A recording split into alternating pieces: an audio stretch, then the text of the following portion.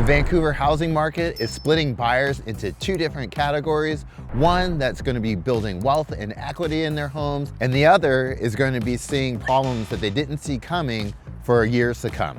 And today I'm going to be breaking down what homes you should be looking for and which homes you should be avoiding. I'm Jamie Mushaw with Jamie Mushaw Real Estate, and if you're new to our channel, I've been helping buyers and sellers buy and sell homes here in the Southwest Washington and Portland area for over the last 30 years. I'm going to get into exactly what homes you should be purchasing here in the Southwest Washington and Portland metro area, and I want you to stick around until the end because I want to make sure you know exactly which homes you should be avoiding purchasing as well. Smart buy number one, homes that have been sitting on the market for a long time. These particular homes have the most opportunity out of any home that are out there on the market right now.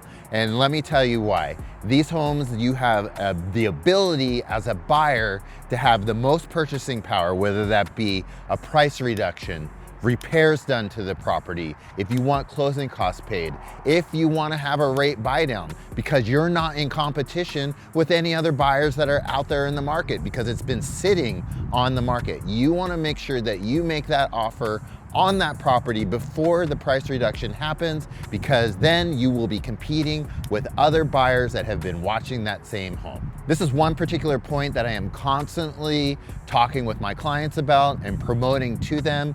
And because most of the times these homes are out of their price point and they're waiting for the price to drop. And more often than not, if you go ahead and make that offer prior to them dropping the price, you're going to get it for exactly the terms that you want. Again, these homes have the most opportunity out of any home that are sitting out there on the market because these sellers are waiting for buyers to make offers on their properties, and the buyers that are out there right now are waiting for those sellers to drop their price. Smart buy number two is going to be new construction.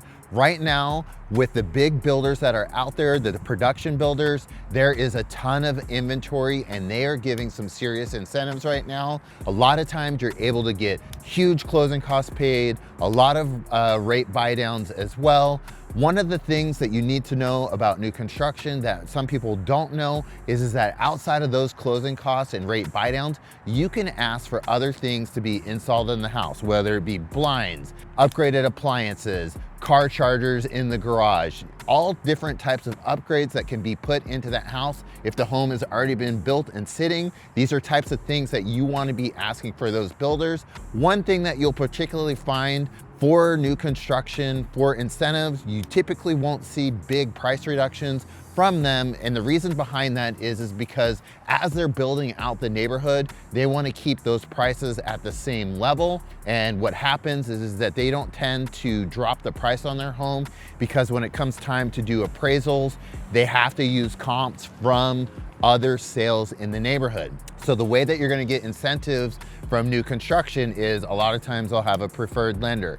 But one thing that you need to know about preferred lenders with new construction, make sure you double check with another lender as well, because a lot of times outside lenders from new construction can typically match or beat what they have, but you can still get those costs paid by new construction builders, especially ones that have a lot of inventory sitting out there.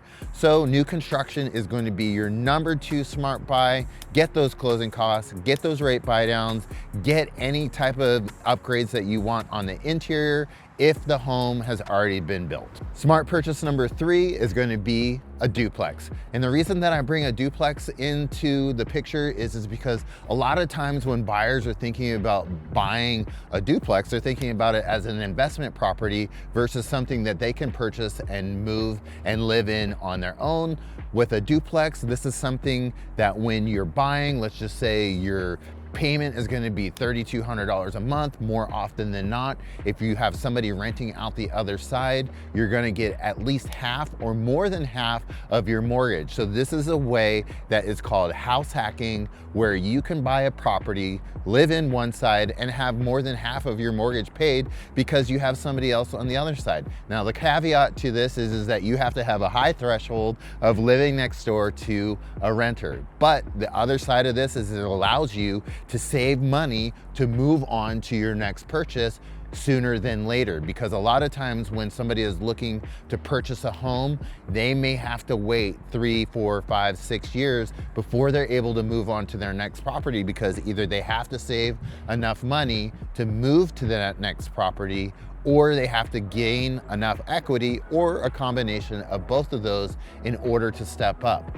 When you have a duplex and you have somebody that's paying for more than half of your mortgage, that allows you to take all of that money, put it away into a savings account, and accelerate that purchasing process if you're looking to move on to another property. Additionally, it also allows you to get an owner-occupied interest rate on what would be normally considered an investment property. So if you're looking to build your real estate portfolio, that is also a great way to do it, by buying a duplex, living in one side. We've done a video on this before, and I want to make sure that you check this out. It's underneath our category of first-time home buyers, and something that you should consider. And it talks all about how you can purchase a duplex as an investment and building your real estate portfolio. So a duplex is my smart buy number 3. Now, let's talk about what homes in the Southwest Washington, Vancouver area that you should completely avoid. My number 1 on this list is quick flips. A lot of times quick flips are considered putting lipstick on a pig. And basically what you want to do is, if you are looking at buying a quick flip, you need to make sure that you have that home inspected from top to bottom, look at the history of the home, see if there's been any issues in the past. But usually, more often than not, on these quick flips, they're done within a matter of weeks, sometimes a month, and the quality on them is not very good, because what will happen is that after you move in, you're going to see a lot of issues and problems arrive, even though they may not come up in the inspection report immediately, because once you start living in that home and using things on a daily basis, those are going to be when you see the issues happen in the home. So quick flips are my number 1 on this list. You really need to make sure you do your due diligence on those if you're considering looking at a quick flip in the Vancouver area. Homes to avoid, number 2.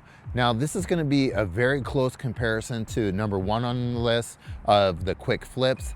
And my number 2 homes to avoid are homes that sellers are not willing to negotiate repairs that need to be done on their property because they've neglected their home. And this is the reason that this is my number 2 pick, because right now, obviously, things cost a ton of money to get redone in the homes, especially when you're talking about roofs and furnaces and major maintenance items within the home.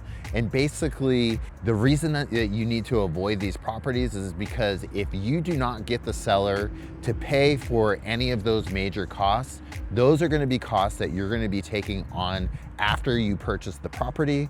And when you purchase that property, essentially, you're going to be having the purchase price plus the maintenance costs of those items. And it's just going to be more problems, and not only more problems, but more money out of your pocket that you're overpaying for a home that you should not be doing. If that seller is not willing to contribute to the repairs on their home that they've neglected, then you should walk away from that property. If you are considering purchasing a home that needs repairs, make sure you're getting at least 2 to 3 bids so you have a good understanding as to what you're getting into and the cost that it could potentially cost you down the road. Now, if the seller is willing to negotiate, make sure that, one, if it is a major maintenance item, that you go ahead and have that done prior to closing. For instance, the reason that I talk about this is because if you have a roof that needs to be replaced, you may get a bid from a roofer that says it's going to be $20,000, but more often than not, when they rip that roof off, there's sheathing underneath that needs to be replaced. And it can cost you anywhere from another $3,000 to $5,000 add-on to that roof, because they don't know that that repair needs to be done until after the roof is ripped off. So roofing is definitely a key component. If you're considering buying a home that needs repairs, that is one thing that I would suggest that you have done prior to purchasing a property. But again, if you cannot get repairs credited to you or done to the home, move on to the next property. That's my number 2 home to avoid on the list. My number 3 home to avoid on the list is going to be condos and townhomes, especially since they have HOAs. And really, this is my number 3 on the list, is because a lot of times I have buyers, specifically first-time home buyers, that are looking at purchasing a condo or a townhome because the price is very attractive. But what they're not seeing is the HOA cost that is attached to that.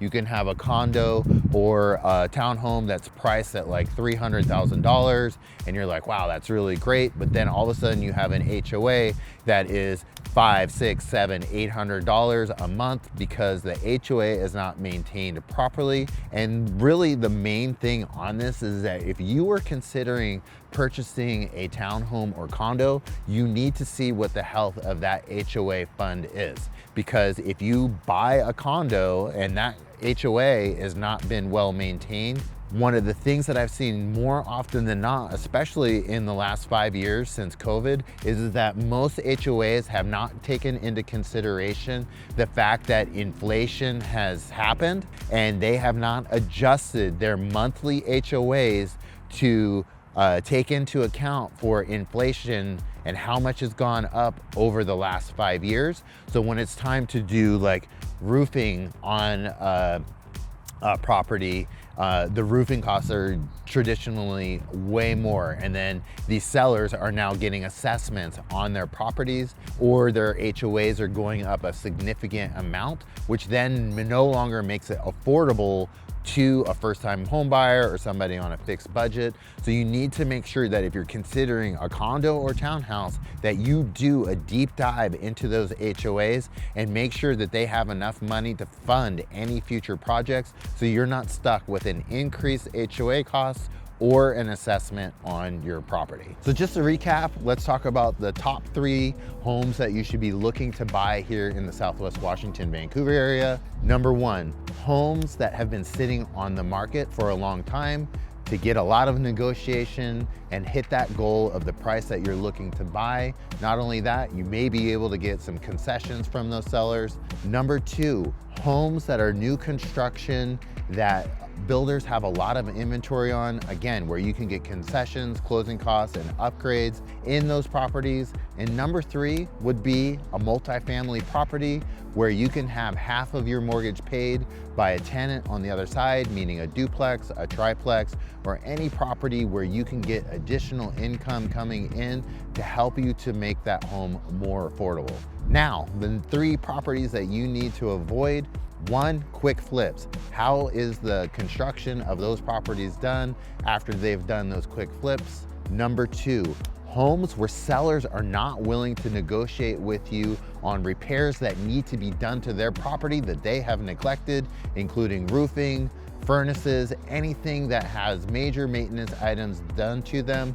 They need to be able to negotiate that with you, especially if you are paying a premium for their property.